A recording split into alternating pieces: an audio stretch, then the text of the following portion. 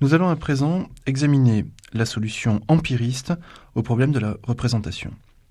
Nous utilisons pour cela les textes de Locke, John Locke, en particulier l'essai philosophique concernant l'entendement humain.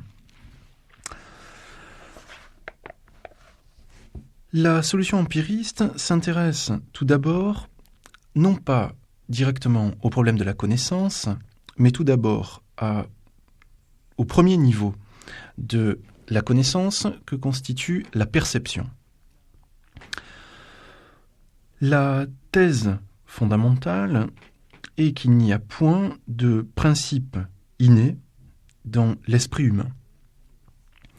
Ceci revient à dire que l'esprit humain est une table rase sur laquelle les perceptions vont venir s'inscrire, produisant par là de la représentation. Le mécanisme semble en apparence relativement simple. Nous le voyons exposé assez clairement dans le texte de Locke au livre second, à savoir Les idées, chapitre 1. Locke explique que toutes les idées, c'est-à-dire ce qui constitue pour nous les représentations, viennent par, d'une part, la sensation, d'autre part, la réflexion. Les choses se passent donc ainsi. L'expérience, c'est-à-dire le rapport avec les choses, est constituée par l'effet que les choses, qui sont donc des causes, produisent sur nos sens, lesquels transmettent ces effets à l'esprit, produisant donc les idées. Donc les idées trouvent tout d'abord leur origine dans le rapport de la sensation avec les choses. Si vous voulez, on peut trouver là une illustration d'un principe que l'on prête à Aristote, selon lequel rien n'est dans l'esprit qui ne se soit d'abord trouvé dans les sens. Autrement dit, rien n'est dans l'esprit, donc l'esprit ne possède aucune idée innée, qui ne se soit d'abord trouvé dans les sens, c'est-à-dire que les sens constituent, sinon la source, du moins le relais entre les choses qui nous affectent et les idées ou les représentations qui sont ainsi produites. Donc la première et fondamentale source de la représentation et des idées, c'est la sensation en tant qu'elle établit le rapport avec le monde ou le réel. Mais Locke ne se contente pas de cette première source.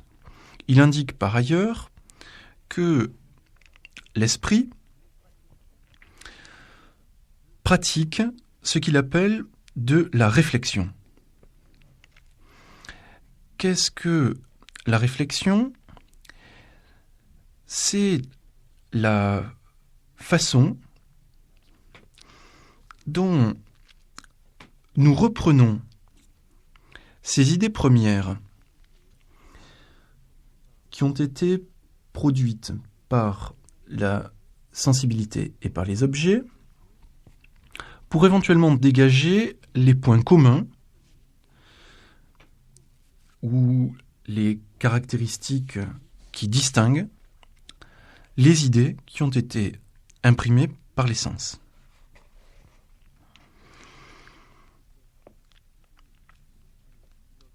C'est ce que Locke définit ainsi. J'entends par réflexion la connaissance que l'âme prend de ces différentes opérations par où l'entendement vient à s'en former des idées. Les opérations qu'il désigne ici, c'est ce qu'il appelle apercevoir, penser, douter, croire, raisonner, connaître, vouloir, et qui recouvre ce qu'il appelle les différentes actions de notre âme. On s'aperçoit alors qu'il n'y a pas, dans cette position empiriste, une simple passivité de l'esprit. Autrement dit, si les idées qui nous viennent des sensations supposent bien une passivité de l'esprit, l'esprit c'est cette table rase qui reçoit, qui est en quelque sorte affecté par l'objet lequel est cause de la représentation. Donc s'il y a là une passivité de l'esprit, Locke admet en même temps qu'il faut par ailleurs une activité, puisqu'il parle d'action de l'âme. Donc il faut également une activité de l'esprit pour travailler ces idées premières ou ces sensations afin de dégager d'autres idées ou encore des idées produites par réflexion. Cette thèse est pour nous intéressante dans la mesure où elle permet de comprendre qu'un empirisme strict, un empirisme qui soutiendrait que l'esprit n'est que pure réceptivité ou encore pure passivité, une telle thèse radicale n'est pas soutenable. Essayons de comprendre pourquoi. Que nous fournissent les sensations ?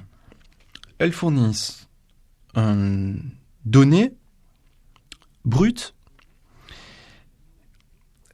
qui n'est analysable qu'à partir d'une activité de l'esprit. Si par exemple, nous analysons en tant que simple sensation un donné empirique, une représentation, l'exemple pourrait être un livre, une table, une feuille de papier, ce que l'on veut. Nous allons le désigner, par exemple le livre, comme étant formé de pages, lesquelles sont blanches, etc., etc. Et du simple fait de la prédication, du simple fait de dire le livre est formé de pages lesquelles sont blanches et il y a dessus une écriture noire, etc., etc. Donc du simple fait de la prédication, nous avons l'indice d'une première analyse. On a analysé ce que c'est que le livre, on a dit de quoi il était formé et quels étaient les caractères de ces éléments qui le forment. Or ceci suppose d'avoir opéré sur le donné sensible une comparaison et un travail d'abstraction. En effet, dire le livre possède des pages, c'est distinguer le livre de ses pages, donc c'est considérer déjà la page comme un élément séparé. Autrement dit, si nous pouvons analyser le livre en disant c'est un élément, c'est un objet formé de plusieurs pages, etc., c'est que nous savons que des pages, cela ne forme pas forcément un livre, cela peut être des pages séparées, etc., etc. Et de même, dans l'analyse des pages, lorsque nous disons « elles sont blanches », nous savons par ailleurs que tout ce qui est blanc n'est pas pour autant des feuilles de papier. Donc on a séparé un objet qui ne nous est donné que dans une représentation, ce n'est pas ce que nous en percevons, en différents autres éléments, pages, couleurs, etc., qui ne nous sont pas donnés comme séparés dans la sensibilité elle-même. C'est ce point qui est essentiel. À savoir, dans la sensation qui correspond à l'image du livre, les pages, les couleurs, etc., tous les éléments, nous sont donnés comme un bloc uniforme et en quelque sorte indistinct. Pour prendre un exemple un peu paradoxal, supposons que la feuille blanche soit posée sur une table elle-même blanche, on ne voit pas ce qui nous permettrait de dire que la feuille est distincte de la table. Ce pourrait simplement être une partie de la table, etc., etc. Donc, s'il y a une analyse de ce qui n'est pas donné dans la sensibilité comme telle, c'est bien qu'il y a une analyse effectuée par l'esprit. Donc elle est effectuée par l'esprit parce qu'elle n'appartient pas aux données sensibles. Prenons notre exemple extrêmement classique que l'on trouve chez David Hume. Il s'agit non plus simplement des qualités sensibles des objets, que l'on analyse séparément, mais de la façon d'organiser des événements. Hume prend pour exemple le mouvement de boules de billard sur la surface du billard. Et il explique que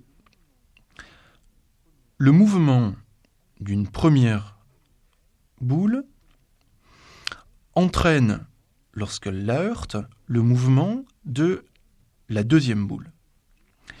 Et, dit-il, ce que nous fournit la perception, c'est uniquement la succession ou la coordination de ces deux événements. Si vous voulez, pour le dire de façon linguistique, nous avons le premier mouvement, puis, et le deuxième mouvement. Or, nous avons tendance à penser que le premier mouvement est cause du deuxième. Hume explique alors que ce concept de causalité, c'est-à-dire le premier mouvement de la boule de billard est cause du mouvement de la seconde boule de billard, traduit en fait une habitude, c'est-à-dire que nous sommes habitués à cette succession. Et nous transformons donc la succession ou la coordination, le fait qu'il y ait ceci et cela, ou encore ceci puis cela, donc nous transformons l'habitude de cette coordination ou de cette succession en un raisonnement causal qui, selon Hume, n'a pas d'autre validité que celui de l'habitude. Autrement dit, le fondement intellectuel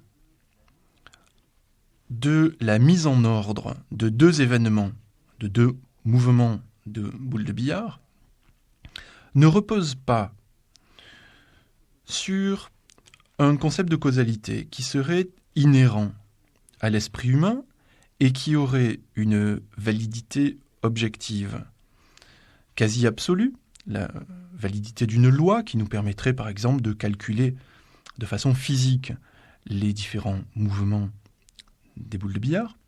Donc cela n'a pas du tout cette validité parce que cela ne repose que sur une attitude psychologique subjective au sens péjoratif de ce terme, à savoir l'habitude. Donc, si je résume du point de vue de notre problématique, la perception, selon Hume, ne fournit pas un concept de causalité, cela ne fournit que de la succession. Je ne vois pas la causalité, je ne vois que la succession de deux mouvements.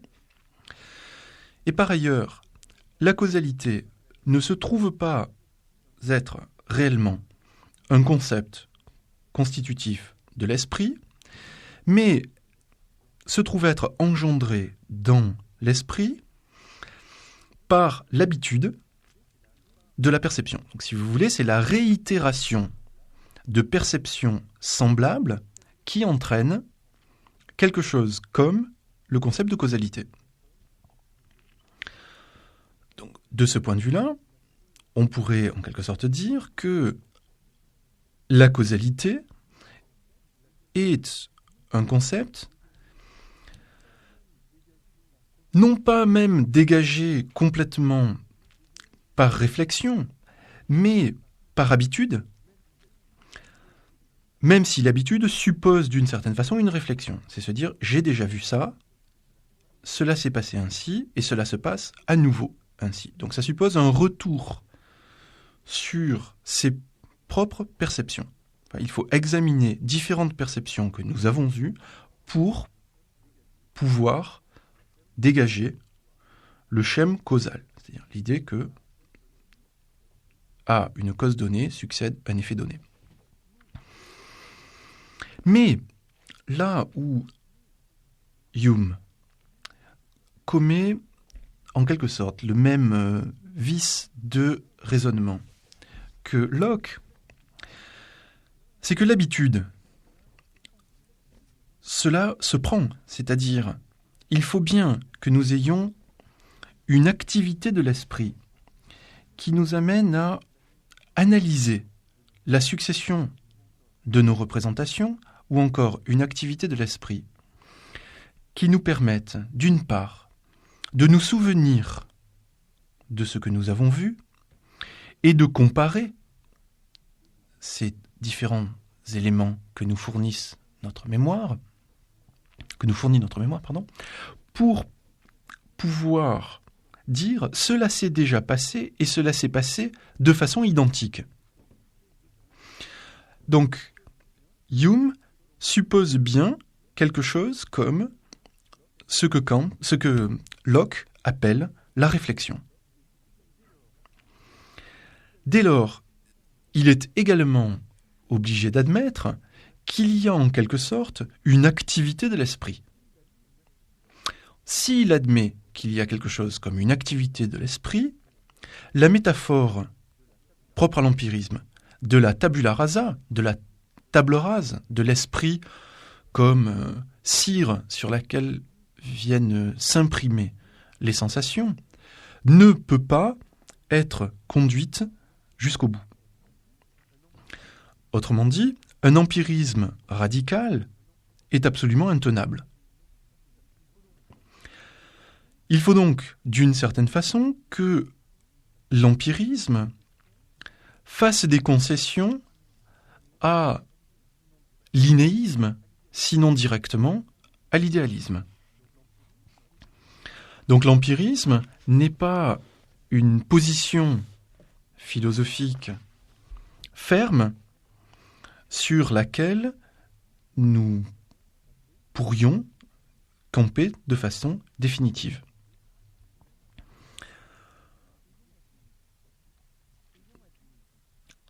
Ayant admis ces deux sources des idées, à savoir, d'une part, l'expérience ou la sensibilité, d'autre part, la réflexion, Locke essaye de montrer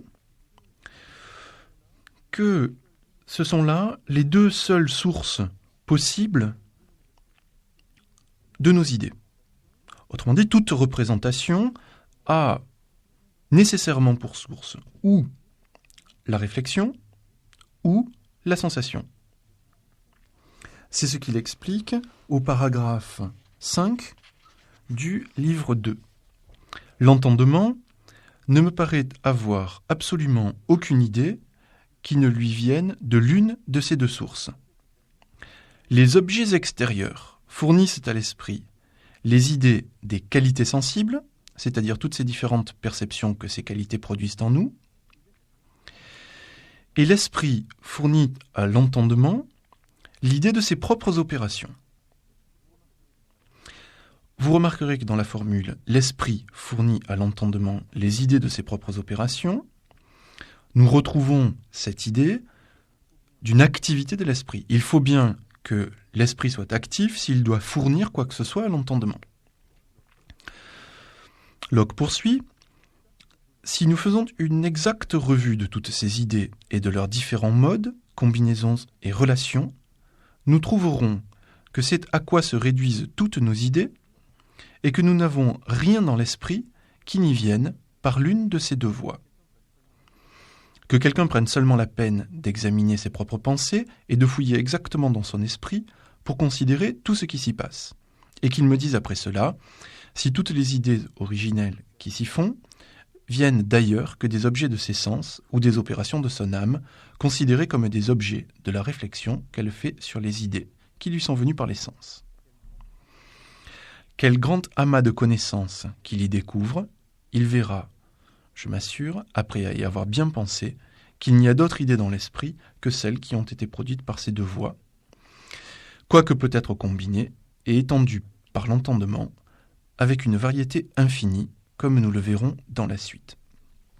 Bon, on suit une genèse de ce que l'on peut apercevoir chez les enfants, et ensuite la mise en ordre de ces deux principes, à savoir l'essence et la réflexion. Il va de soi que pour Locke, c'est-à-dire pour l'exemple que nous prenons d'empiriste, les idées qui viennent par réflexion sont postérieures aux idées qui viennent par sensation. Autrement dit, l'ordre que Locke admet, c'est tout d'abord, je perçois des choses et cela a un effet en moi, puis ensuite, je réfléchis sur ce donné, donc les idées de réflexion sont postérieures aux idées de sensation. Simplement, je voudrais attirer votre attention sur l'absence de nécessité qu'il y a à cet ordre. Si les idées qui viennent par réflexion proviennent de l'action de l'âme, on peut considérer que leur source est indépendante de la sensibilité.